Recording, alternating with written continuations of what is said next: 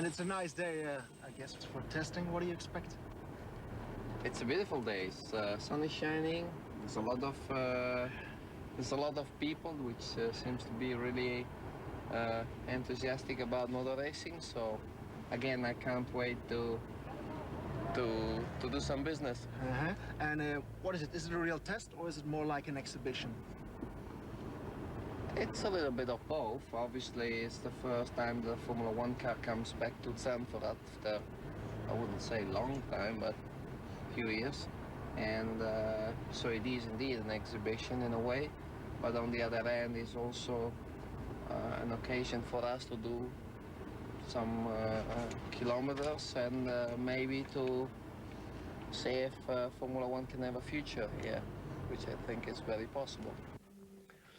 Ralf, herzlich willkommen. Welcome to Zandvoort.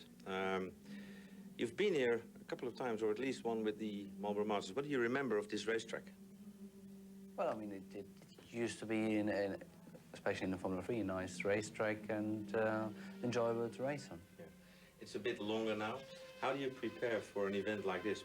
Yeah, well, it is not really, it's just driving a few show laps, so it's no preparation at all.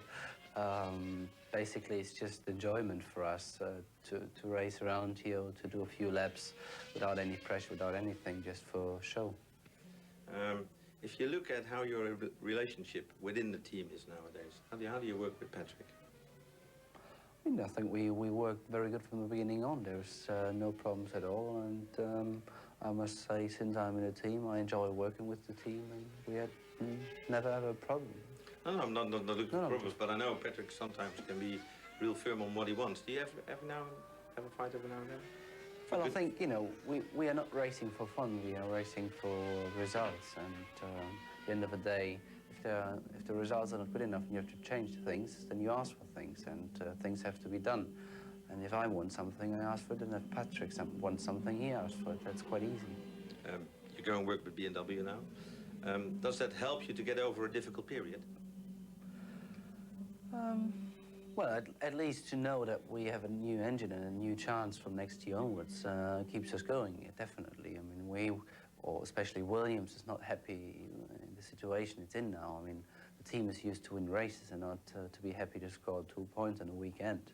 But having said that, we are still reasonably happy with what we achieved so far. We hope to change it as quick as possible, and especially now after Spa, we're looking forward to the next few races, because we were very competitive, I would say, there again, and even Monza test was reasonably good, so we'll see how it ends up. Which will be your race in a way, the one where you say, well, if everything falls in the right position there, we'll be okay? A bit difficult. I would think after the experience we made in Spa that our car should be very good in Suzuka. And after the test in Monza, it was reasonably good as well. So we'll see. I don't know how it is in Nürburgring and Malaysia, obviously. That's a big question mark for everybody. Alex Zanardi, welcome to Zandvoort. To my knowledge, you haven't raced here, have you? Never, no. What have you heard about this place? Oh, I heard that it's great, and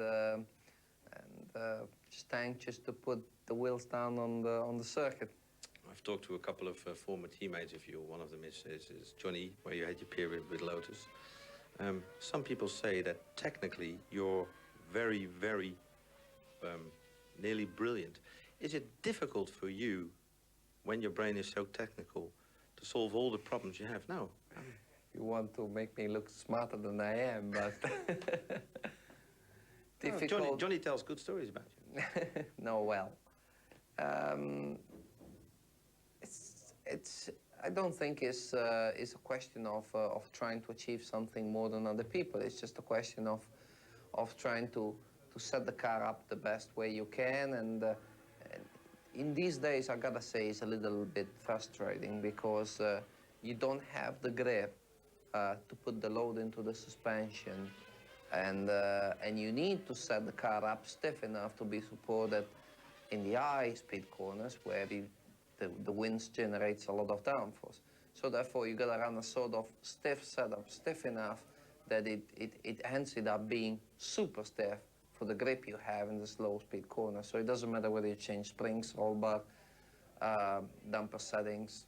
The car doesn't really move much, and that's why we all forced in these days to drive just the car in one way, which is brake really late, try to turn around somehow, throw in the car in, and then boom, on the power and let the car do the job. So power is mega important. Does it help that you know that the BMW engine is coming? We know that they have the capability to get where they want really, really fast, because there's no, I mean, they're second to none. Let's face it, it's a manufacturer that is just big. They have the financial resource and they have the technical resources it takes to do the job. But unfortunately, all the other opponents are really strong as well and have continuity through the years. So it'll be difficult at first, but nevertheless, you know, it's a great partner to have, a partner like BMW, because you can bet that really soon they will be on the top. I mean, that's where they want to set themselves. The support Frank Williams and Patrick both have given you over the last couple of weeks must have really helped to get some sorrow off your mind, because it is very difficult to keep focused if you have all the bad luck you've had. Yeah, it certainly pleased me a lot. Although, and please try to understand it in the right way, I'm not expecting that from Patrick and Frank, in the sense that exactly, it's business. They're paying me a lot of money. They hire me for what they've seen in the States, and that's what they want from me. And I know I can give it to them. It's just a question of get it going. On the other end, on my defense, I gotta say that this year I did not get a lot of help from my team, in the sense that the car broke down many times. A car that has shown a good reliability with Ralf, in a way, beside the performance matter. So it's a little bit of both. Nevertheless, we showed some competitiveness in Spa, and I had a very good test in Monza, and I hope I'm going to have a very good race there. I'm really pumped up because I know that the car can run well there. To me, it sometimes looks like there's a lock. There's a lock on the, somewhere still a lock, and if you unlock it, the thing works. It'll click. Probably. Well, I hope. I think we have improved the car a lot.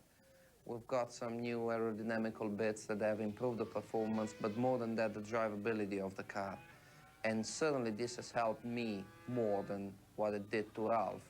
I always had this kind of Ralf's driving style, you know. At least I was trying to imitate him, the great professor, and with some success, especially in the States. Over here, unfortunately, these days have gone. You cannot drive that way anymore. You have to adapt to the new era, and that's what I'm doing. And hopefully, I'll get what I want before it's too late. What jumps into mind if I say 750 horsepower?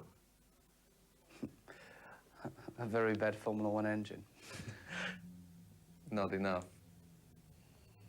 360 down the straight or 290 around the corner? Which is the better one? I would say 290 around the corner, definitely. I certainly like the speed around the corners. It's a better sensation, the speed down the straight. What jumps into mind if I say friends and family? Friends and? Friends? Friends? Ah, friends. Friends and family also. No. Friends and family. I think it's a very important thing, and I have a very nice and good family, and as well very good friends, which is important. My wife, my kid, and the friends I left in the United States, in particular Jimmy Vasse, my old teammate. Aldus de circuitdokter Karel Baller. Dan het moment waarop iedereen gewacht had. Alessandro Zanardi en hier Ralf Schumacher staan klaar voor hun 3 rondjes zij aan zij op het Zandvoortse circuit.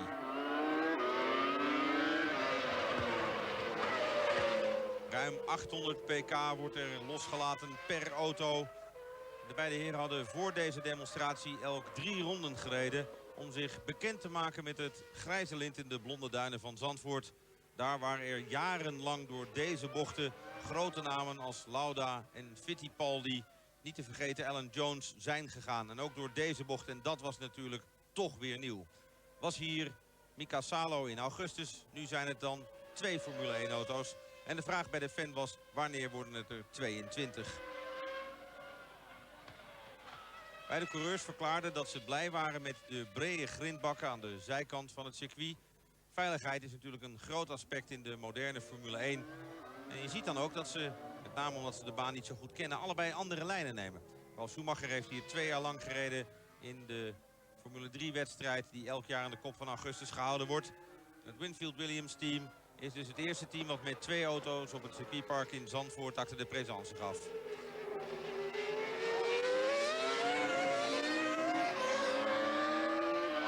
Voor de vele tienduizenden bezoekers een prachtig geluid, het brullen van meerdere V10's. Dit een punt wat lastig is in de Formule 1 auto. Bos uit, opkomen, rechte stuk. Mensen waren erbij gaan staan. En uiteindelijk op de telemetrie bleek dat de topsnelheid hier 317 km per uur bedroeg. Aan het einde van het rechte stuk in Zandvoort. En dan gaan de heren bij slechts 80 meter in de remmen. Zanardi nu aan kop. Een afgesproken scenario, dat is duidelijk. Maar dit geeft wel aan dat beide heren toch op hun qui-vive moeten zijn. Want er kan zomaar wat gebeuren. Een blokkerend wieltje hier. Misschien een schuiver daar, wat zand. Opkomen Hunsrug nogmaals. Beide auto's hadden afgelopen week een goede test ondergaan. Waren zo direct uit Monza gekomen naar Zandvoort toe. Met het testteam wat toch nog altijd 18 man behelst. Waarbij opvallend veel coureurs werken die vroeger werkzaam geweest zijn bij het team van Tyrrell.